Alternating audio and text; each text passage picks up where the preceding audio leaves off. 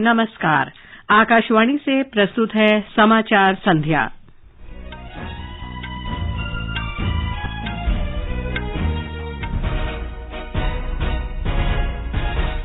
प्रधानमंत्री नरेंद्र मोदी आज रात अमेरिकी राष्ट्रपति जो बाइडेन के साथ वर्चुअल बैठक में आपसी संबंधों और पारस्परिक हित के वैश्विक मुद्दों की समीक्षा करेंगे।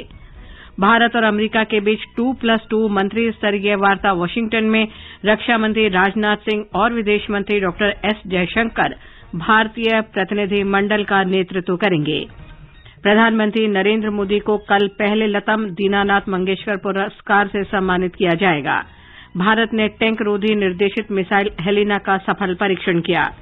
गृहमंत्री अमित शाह कल नई दिल्ली में 2 दिन के अमृत समागम सम्मेलन का शुभारंभ करेंगे। महिला और बाल विकास मंत्री स्मृति ईरानी कल मुंबई में राज्यों और केंद्र शासित प्रदेशों तथा पश्चिमी क्षेत्र के संबंधित पक्षों के आंचलिक सम्मेलन की अध्यक्षता करेंगी। स्वदेश में निर्मित विमान HAL डॉर्नियर GO228 कल असम में डिब्रूगढ़ से अरुणाचल प्रदेश में पासीघाट के लिए पहली उड़ान भरेगा। अमरनाथ यात्रा के लिए पंजीकरण शुरू। सरकार ने 43 दिन की यात्रा के प्रचार के लिए मीडिया अभियान शुरू किया। पाकिस्तान मुस्लिम लीग नवाज के अध्यक्ष शहबाज शरीफ पाकिस्तान के 23वें प्रधानमंत्री चुने गए। श्रीलंका के पूर्व राष्ट्रपति मैत्रीपाल सिरिसेना ने वर्तमान आर्थिक संकट के समाधान के लिए अंतरिम सरकार बनाने को कहा। और IPL क्रिकेट में गुजरात टाइटंस के साथ मैच में सनराइजर्स हैदराबाद टॉस जीतकर पहले बल्लेबाजी कर रहा है।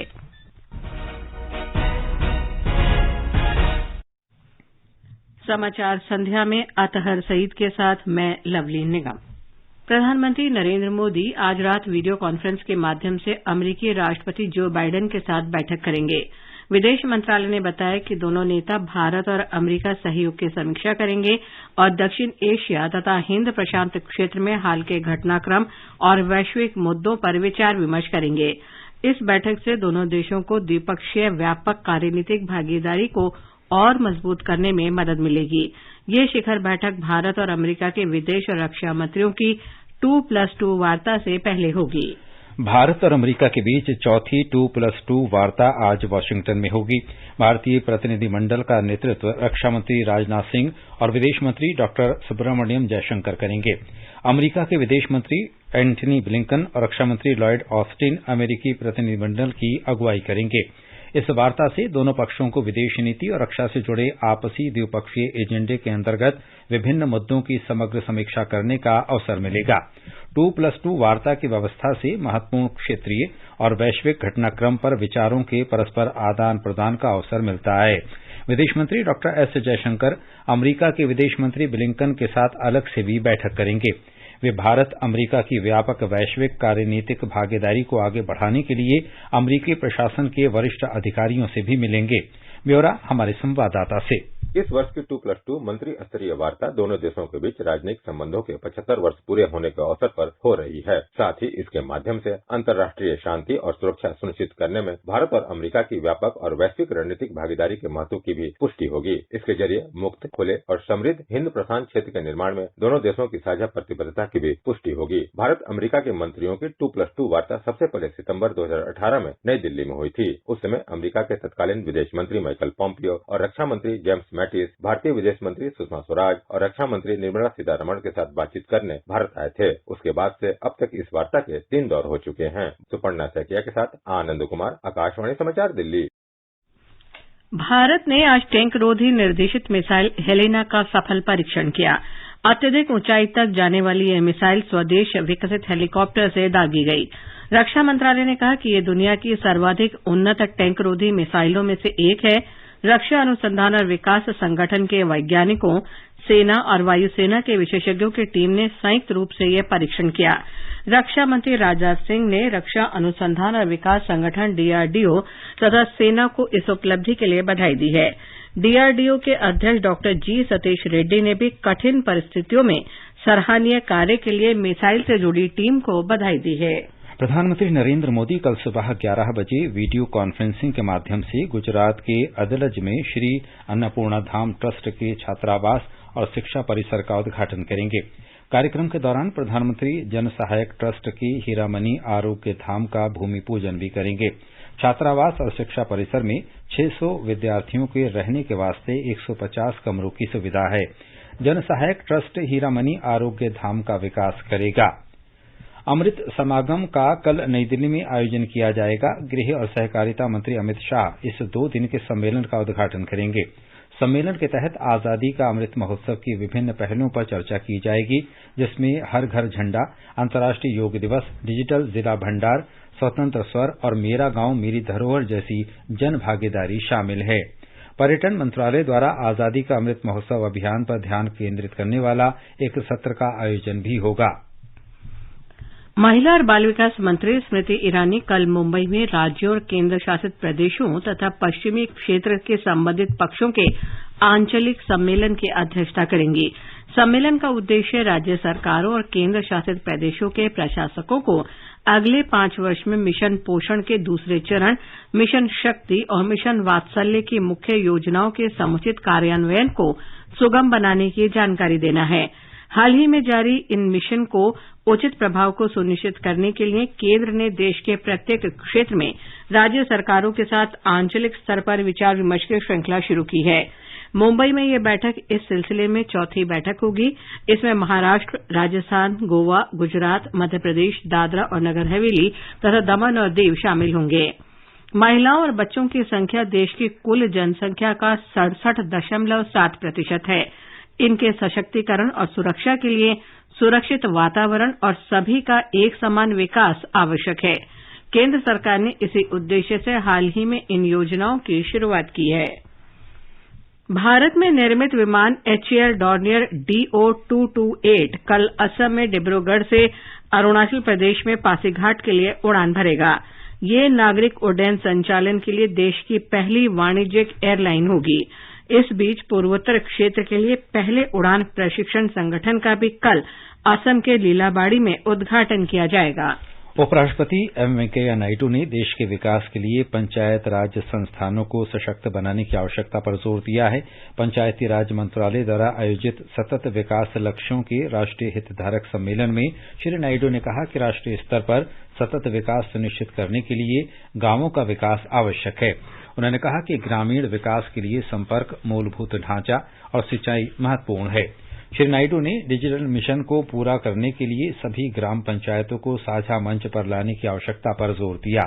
पंचायती राज मंत्री गिरिराज सिंह ने पारदर्शिता और जवाबदेही सुनिश्चित करने के लिए पंचायत के मास्टर प्लान की आवश्यकता पर जोर दिया। 2030 तक यूनाइटेड नेशन के समक्ष भारत को एक सस्टेनेबल भारत, एक ऐसा भारत जो जहां पंचायतों में कुपोषण नहीं हो, ऐसा भारत जहां पंचायतों के अंदर कोई बच्चा स्कूल जाने से वंचित रह जाए, ऐसा भारत जहां हम जेंडर एम्प्लॉयमेंट भी दें, ऐसा भारत जहां पंचायतों के अंदर हम किसानों के प्रोड्यूस का भी मार्केटिंग कर सकें, क्योंकि पंचायत ही सबसे बड़ा यूनिट है।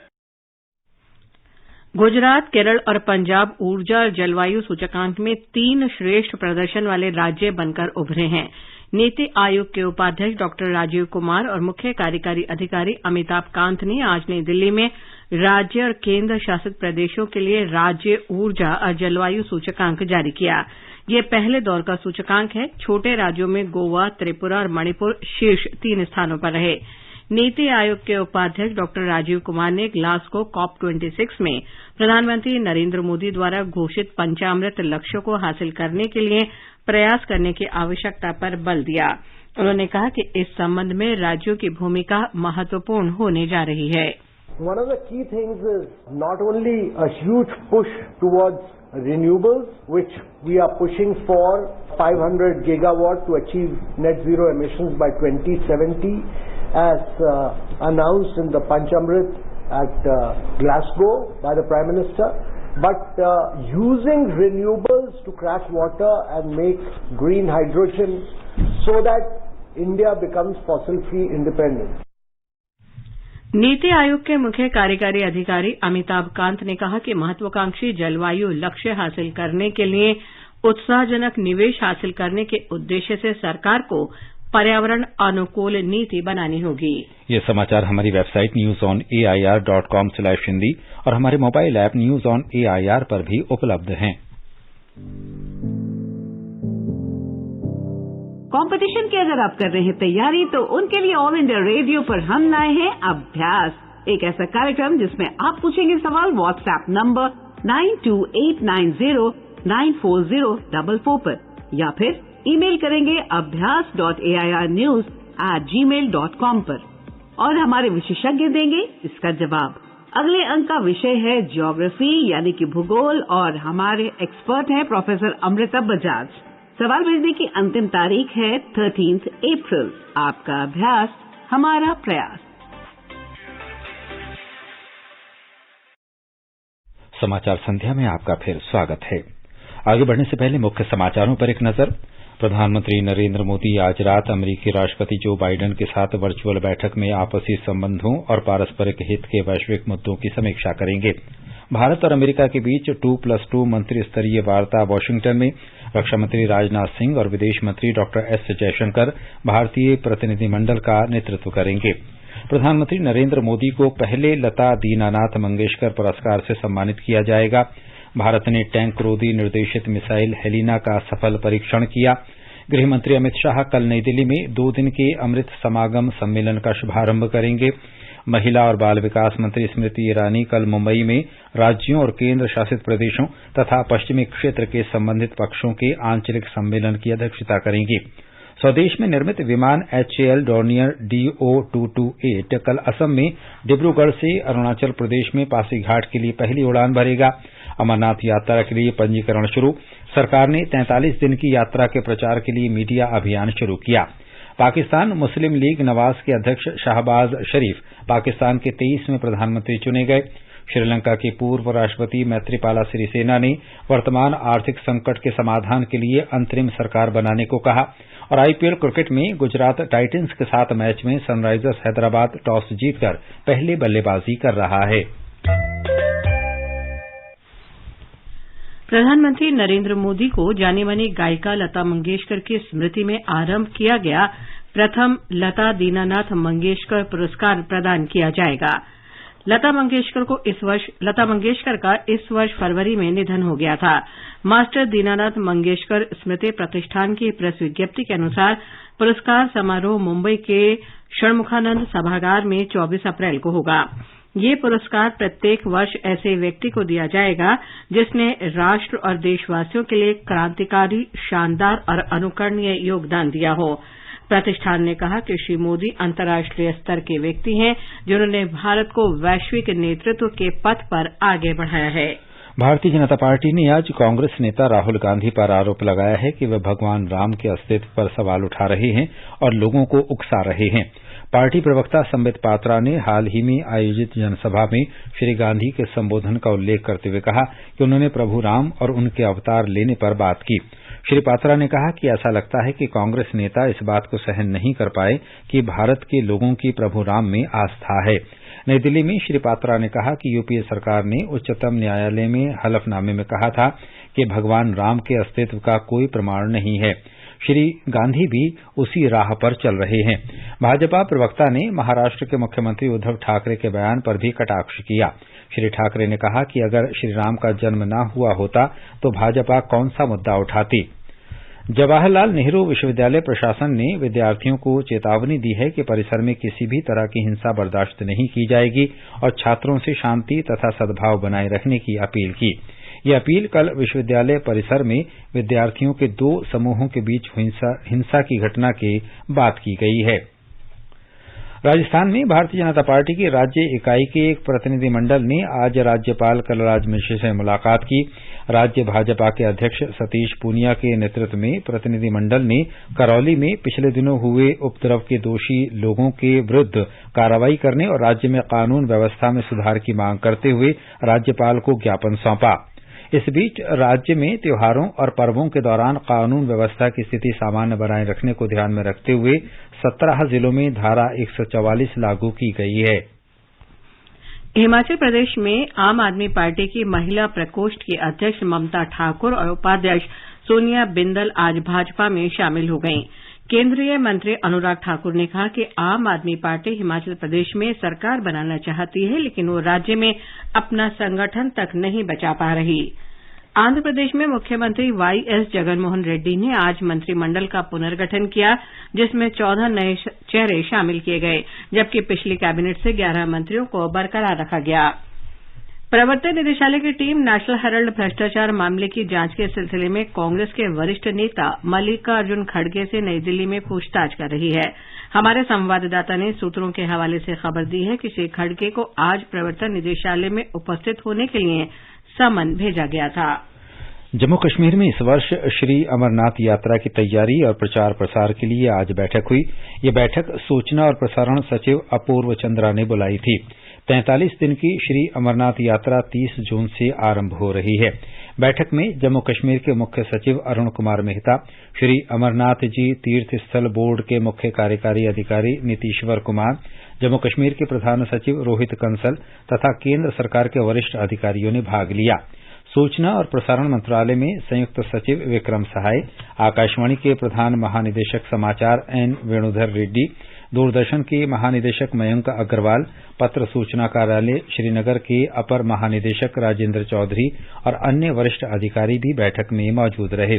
श्री अपूर्व चंद्रा ने बताया कि दूरदर्शन, आकाशवाणी, क्षेत्रीय समाचार एकांश और क्षेत्रीय जनसंपर्क कार्यालय सहित सूचना और प्रसारण मंत्रालय की संबंधित मीडिया इकाइयों ने व्यापक प्रचार प्रसार शुरू कर दिया है। उन्होंने कहा कि यात्रा के दौरान भी इसकी सफलता के बारे में व्यापक कवरेज किया जाएगा। श्री चंद्रा ने बताया कि प्रशासन ने अमरनाथ यात्रा को लेकर पूरी व्यवस्था कर ली है।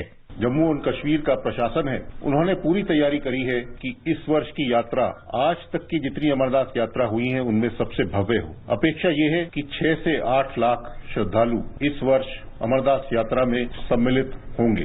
प्रशासन ने पूरी व्यवस्था, चाहे वो पीने के पानी की हो, चाहे रहने की हो, चाहे टॉयलेट्स की और सैनिटेशन की हो, इस हिसाब से करी है कि जो आज तक की सबसे भव्य अमरनाथ यात्रा हो उससे दुगनी इस बार की हो। केंद्र शासित प्रदेश के मुख्य सचिव अरुण कुमार ने कहा कि इस वर्ष लगभग 6 से 8 लाख यात्रियों के पवित्र गुफा में बर्फ के शिवलिंग के दर्शन करने की आशा है। यात्रा के लिए पंजीकरण प्रक्रिया आज शुरू हुई। भारतीय स्टेट बैंक की 100 शाखाओं के अलावा yes bank, Jammu Kashmir bank और पंजाब नेशनल बैंक की 446 शाखाओं में पंजीकरण प्रक्रिया सुगमता से जारी है।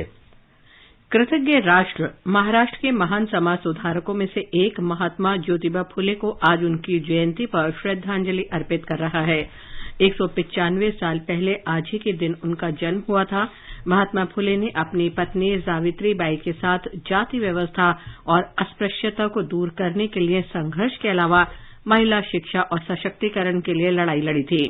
हमारे संवाददाता ने बताया कि इस अवसर पर राज्य भर में कई कार्यक्रम आयोजित किए गए। महाराष्ट्र के महान समाज सुधारक ज्योतिबा फुले को श्रद्धांजलि अर्पित करते हुए राज्य के मुख्यमंत्री उद्धव ठाकरे ने कहा कि महात्मा फुले ने अपना सारा जीवन पिछड़े हुए लोगों, विशेषतः महिलाओं के कल्याण के लिए समर्पित कर दिया। वहीं उप मुख्यमंत्री अजित पवार ने राज्य सचिवालय में महात्मा फुले के चित्र को पुष्पांजलि अर्पित की और उनके विचारों को आने वाली पीढ़ियों तक ले जाने का संकल्प लिया। इसके अलावा महात्मा फुले की जयंती के उपलक्ष्य में नागपुर में एक स्कूटर रैली आयोजित की गई, जबकि कई अन्य जिलों में व्याख्यान श्रृंखला और संगीत कार्यक्रम का भी आयोजन किया गया। निशा रानी, आकाशवाणी समाचार, मुंबई। प्रधानमंत्री नरेंद्र मोदी ने कहा कि श्री फुले को सामाजिक न्याय का पक्षधर होने के लिए याद किया जाता है। प्रधानमंत्री ने कहा कि महात्मा फुले बहुआयामी व्यक्तित्व के धनी थे।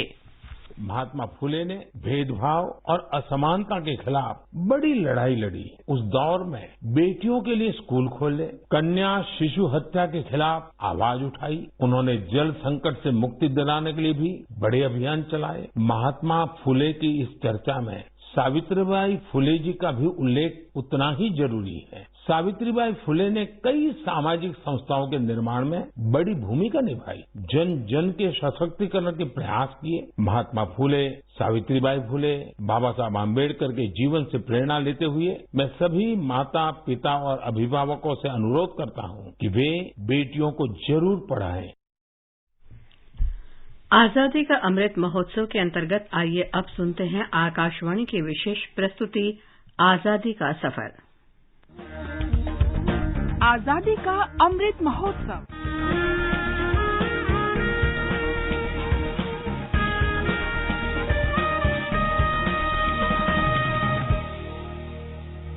आजादी का सफर आकाशवाणी के संग। भारत का शानदार स्वाधीनता संघर्ष आधुनिक विश्व के महानतम संघर्षों में से एक है। आकाशवाणी से हम आपके लिए रोजाना ला रहे हैं इस शानदार संघर्ष की झलक।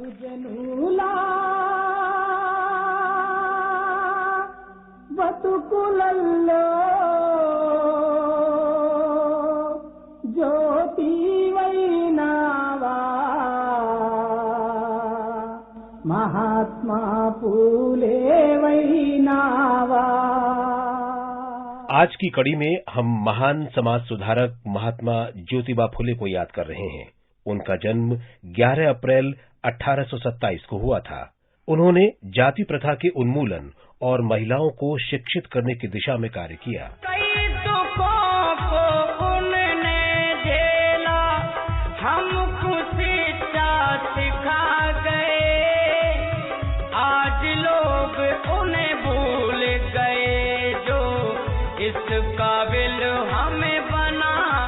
ज्योतिबा और उनकी पत्नी सावित्रीबाई फुले ने भारत में महिलाओं को शिक्षित करने में अग्रणी भूमिका निभाई।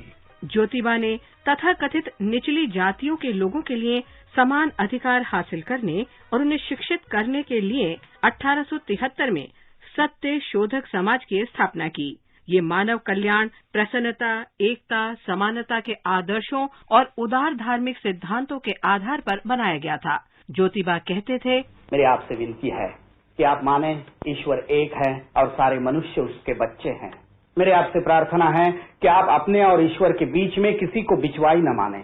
सत्य शोधक समाज के सदस्य गांव में जाते थे और सामाजिक सुधार का संदेश फैलाने के लिए जलसे निकालते थे।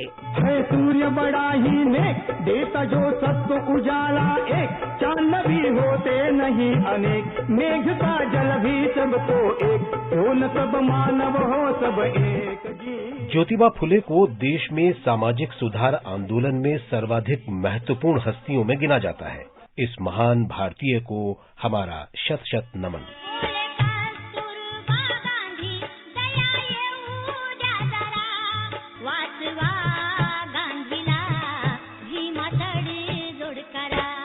हम आज स्वाधीनता सेनानी कस्तूरबा गांधी का भी स्मरण कर रहे हैं। उन्हें प्रेम से बा कहा जाता था। कस्तूरबा का जन्म 11 अप्रैल 1869 को हुआ था। उनके बारे में गांधी जी ने कहा था, अगर किसी बात में कस्तूरबा मुझसे ऊपर रही तो उनके अटल सहयोग के लिए मैं संभवतः रसातल में रहा। वे मेरी संपूर्ण राजनीतिक लड़ाई में मेरे साथ खड़ी रहीं और मेरा साथ देने में कभी नहीं हिचकिचाई। शब्दों की वर्तमान भावना के रूप में कहा जाए तो वे अशिक्षित थी, लेकिन मेरे मस्तिष्क के लिए वे सच्ची शिक्षा की मॉडल थी। वे समर्पित वैष्णव थी, लेकिन उन्होंने अपने मस्तिष्क से जाति की सभी भावनाएं मिटा दी थी। वे उस आदर्श का प्रतिरूप थी जिसका गुणगान नरसिंह मेहता ने वैष्णव जन भजन में किया है।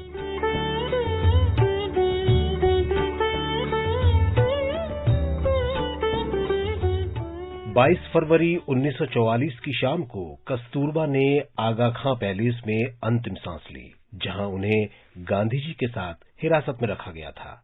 महान भारतीय को हमारा नमन।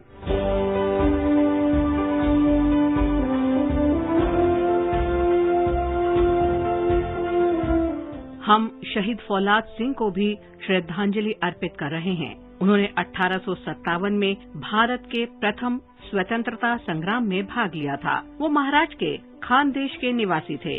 फौलाद सिंह ने ब्रिटिश ठिकानों पर हमले और कई स्थानों पर उनका खजाना कब्जाने की कार्रवाई में भाग लिया।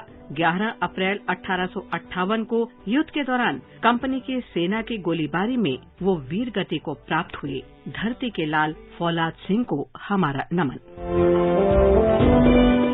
आज हम स्वाधीनता सेनानी कपिल देव सिंह को भी श्रद्धांजलि अर्पित कर रहे हैं। वे बिहार के मुजफ्फरपुर के निवासी थे। उन्होंने 1942 के भारत छोड़ो आंदोलन में भाग लिया। कपिल देव को गिरफ्तार कर लिया गया। पटना अस्पताल के कैदियों के वार्ड में 11 अप्रैल 1944 को उनका निधन हो गया। महान स्वाधीनता सेनानी को हमारा नमन। आज बस इतना ही। आजादी का सफर आकाशवाणी के संग। कल फिर मिलेंगे नई कड़ी के साथ।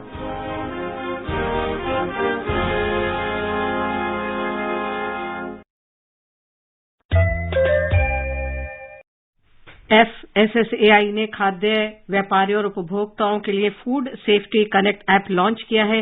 इसके द्वारा सरलता से FSSAI पंजीकरण का आवेदन किया जा सकता है। उपभोक्ता इस ऐप का उपयोग संबंधित शिकायतों को दर्ज करने के लिए कर सकते हैं। इस ऐप को गूगल प्ले स्टोर से डाउनलोड किया जा सकता है।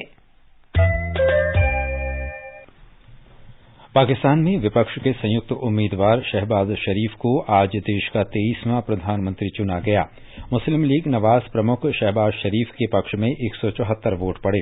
मतदान शुरू होने से पहले पाकिस्तान तहरीक इंसाफ पार्टी के सदस्यों ने विपक्षी दलों के नेता और अमरीका के विरोध में नारे लगाते हुए नेशनल असेंबली से बहिर्गमन किया।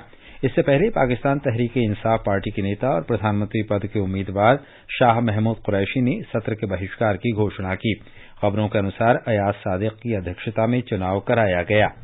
श्रीलंका के पूर्व राष्ट्रपति मैत्रीपाल सिरिसेना ने कहा है कि मौजूदा आर्थिक संकट हल करने के लिए नए प्रधानमंत्री के नेतृत्व में अंतरिम सरकार बनाई जानी चाहिए। श्रीलंका फ्रीडम पार्टी के नेतृत्व में गठबंधन ने नए प्रधानमंत्री सहित 11 प्रस्ताव प्रस्तुत किए। श्री मैत्रीपाल ने कहा कि अंतरिम सरकार के गठन से पहले संविधान के 19वें संशोधन को पुनः प्रस्तुत करना चाहिए। आईपीएल क्रिकेट में मुंबई के डीवाई पाटिल स्टेडियम में सनराइजर्स हैदराबाद का मुकाबला गुजरात टाइटंस से हो रहा है। ताजा समाचार मिलने तक गुजरात टाइटंस ने 10 ओवर में 3 विकेट पर 80 रन बना लिए थे। हैदराबाद ने टॉस जीतकर पहले गेंदबाजी करने का फैसला किया। दक्षिण अफ्रीका में FIH हॉकी महिला जूनियर विश्व कप में तीसरे स्थान के लिए कल भारत का मुकाबला इंग्लैंड से होगा। जूनियर विश्व कप में भारत का सर्वश्रेष्ठ प्रदर्शन 2013 के सत्र में रहा, जब टीम ने कांस्य पदक जीता था। संपूर्ण उत्तर भारत में भीषण गर्मी से जनजीवन प्रभावित हुआ है। राजस्थान में आम लोगों के साथ साथ पशु पक्षी भी गर्मी से बेहाल हैं। राज्य के पश्चिमी हिस्सों में पेयजल संकट गहरा गया है। आज श्रीगंगानगर सबसे गर्म शहर रहा, जहां अधिकतम तापमान 45.5 डिग्री सेल्सियस रहा। मौसम विभाग ने 14 अप्रैल तक झुंझुनू, धौलपुर, करौली, सवाई माधोपुर, बारां, श्रीगंगानगर, हनुमानगढ़, बीकानेर और चुरू में भीषण लू का ऑरेंज अलर्ट जारी किया है। 15 जिलों में येलो अलर्ट जारी किया गया है। केरल के पठानथिट्टा, अलपुझा, कोट्टायम, इडुक्की, एर्नाकुलम और त्रिशूर जिलों में मौसम विभाग ने कहीं कहीं बारिश होने के अनुमान के मद्देनजर येलो अलर्ट जारी किया है। मछुआरों को समुद्र में न जाने की सलाह दी गई है। मौसम विभाग का कहना है कि राज्य में 15 अप्रैल तक गरज के साथ तेज बारिश होने की संभावना है। और अंत में मुख्य समाचार एक बार फिर।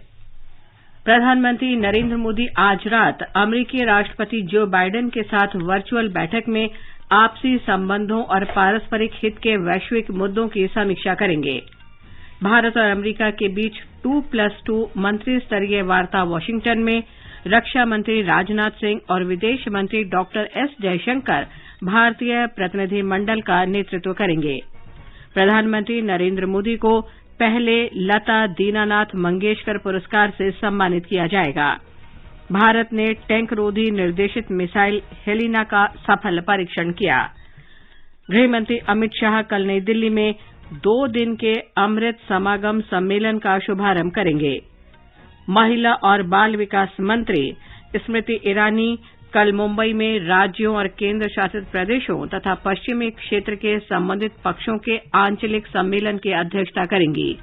स्वदेश में निर्मित विमान HAL डॉनियर DO-228 कल असम में डिब्रूगढ़ से अरुणाचल प्रदेश में पासीघाट के लिए उड़ान भरेगा। अमरनाथ यात्रा के लिए पंजीकरण शुरू। सरकार ने 43 दिन की यात्रा के प्रचार के लिए मीडिया अभियान शुरू किया। पाकिस्तान मुस्लिम लीग नवाज के अध्यक्ष शहबाज शरीफ पाकिस्तान के 23वें प्रधानमंत्री चुने गए। श्रीलंका के पूर्व राष्ट्रपति मैत्रीपाला सिरिसेना ने वर्तमान आर्थिक संकट के समाधान के लिए अंतरिम सरकार बनाने को कहा। और आईपीएल क्रिकेट में गुजरात टाइटंस के साथ मैच में सनराइजर्स हैदराबाद टॉस जीतकर पहले बल्लेबाजी कर रहा है। इसके साथ ही समाचार संध्या का ये अंक समाप्त हुआ। नमस्कार।